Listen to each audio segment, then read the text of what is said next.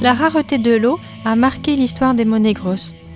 La lutte de l'homme contre sa propre soif et celle de ses terres a été une constante dans ce territoire.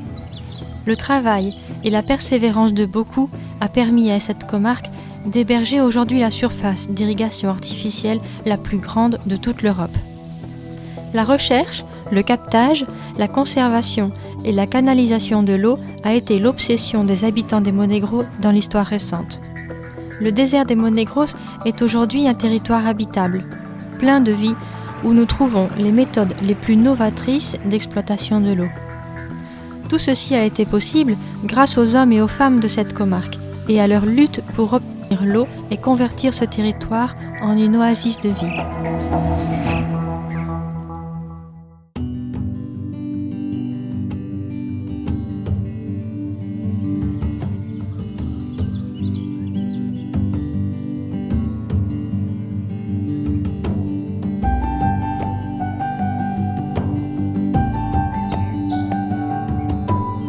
Les artères de vie des Monegros sont ces deux rivières.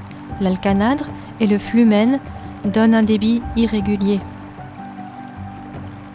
Leurs bois alentours sont une touche de fraîcheur dans le désert.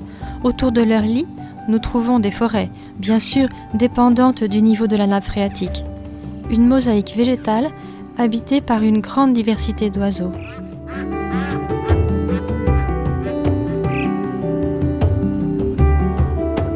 Le canyon de la Valcuerna, paradis naturel des Monegros, est l'unique cours d'eau permanent qui a pour origine et destination ce territoire. Une importante zone boisée autochtone, aux caractéristiques uniques, accompagne son cours.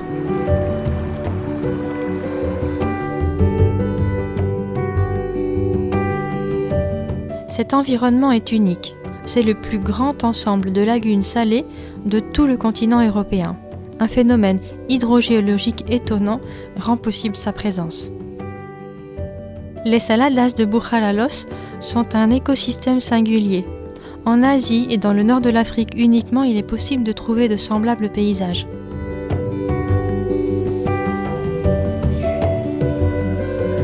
Refuge de faune sylvestre et zone de protection des oiseaux, la lagune de Sariñena est le nid d'oiseaux aquatiques qui migrent entre l'Europe et l'Afrique. 204 hectares gorgés de vie, avec ses 8 km de périmètre, elle fait partie des 10 plus grandes lagunes d'Espagne.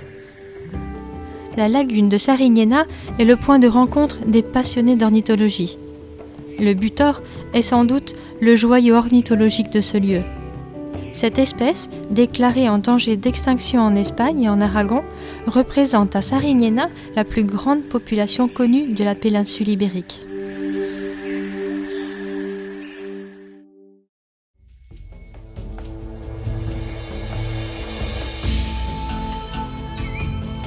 Le besoin a converti les habitants des Monegros en d'authentiques experts en ingénierie hydraulique. Dans toute cette comarque, nous trouvons un patrimoine historique et ethnologique fourni qui nous rappelle la lutte constante pour obtenir et garder l'eau. Construit au XVIIe siècle, ce puits singulier fut inventé afin de stocker la neige tombée, la transformer en glace et pouvoir ainsi conserver des aliments en été. Il est singulier par sa construction qui comporte un puits et une coupole en son intérieur. Une double isolation thermique pour conserver le froid.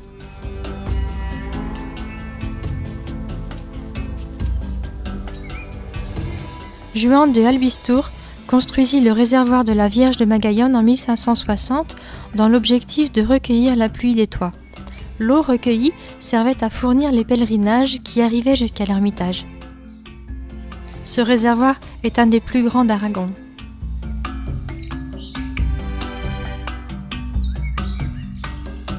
L'aqueduc souterrain de la mer est un bien d'intérêt culturel. Cet ouvrage d'architecture civile de l'époque romaine est un pionnier en ingénierie hydraulique des Monegros. Casterón fut le premier village des Monegros à amener l'eau dans les maisons.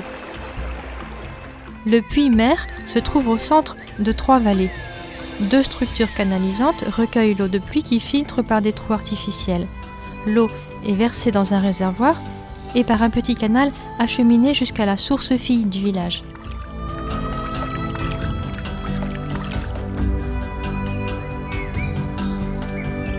Rustique, mais effectif, ce petit barrage retenait l'eau du canyon et la déviait vers les champs de la famille Bastaras. Ses propriétaires locaux firent lever une cabane de stockage des outils et des accessoires du barrage.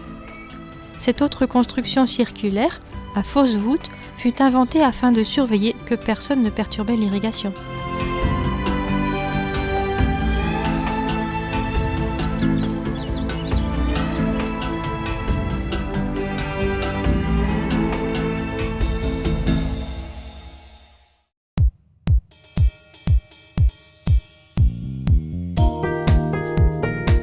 Le contraste du vert intense et du marron ocre crée ce paysage des monnaies grosses. Cette variation des couleurs détermine la limite où la main de l'homme a pu arriver.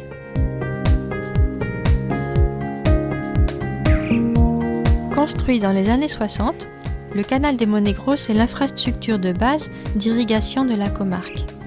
Grâce à cet ouvrage, 10 nouveaux villages furent créés. Il fut construit en 2 phases, créant 2 zones irrigables. Monnaies Grosses 1, du lac artificiel de la Sotonera jusqu'à la Sierra de Alcubierre, et Monnaies Grosses 2, qui englobe les villages situés au sud de la comarque. Un autre canal, celui de Cinca, débouche sur celui des Monnaies Grosses à Tardienta. Les eaux du Gallego et du Cinca se mêlent pour former une unique artère de vie. L'ouvrage hydraulique, connu comme l'Abraço de Tardienta, fut inauguré en mai 1982. De là, les eaux se répartissent dans la zone irrigable par un réseau complexe de canaux et de rigoles. L'aqueduc de Tardienta mesure près de 900 mètres. Ce fut l'ouvrage hydraulique le plus important de l'époque en Espagne. Il fut inauguré en 1941 par le ministre des Travaux publics de l'époque, Alfonso Peña. Le lac artificiel du Torreón compte parmi les 3 plus grands, compte tenu de ses dimensions, dans le système de régulation interne d'irrigation du Haut-Aragon. Il se situe au pied du Torreón, formation géologique de grande taille modelée par l'érosion. Son utilisation commença en 1983 et cette étendue d'eau sert à l'irrigation mais également à l'organisation de plusieurs championnats de pêche.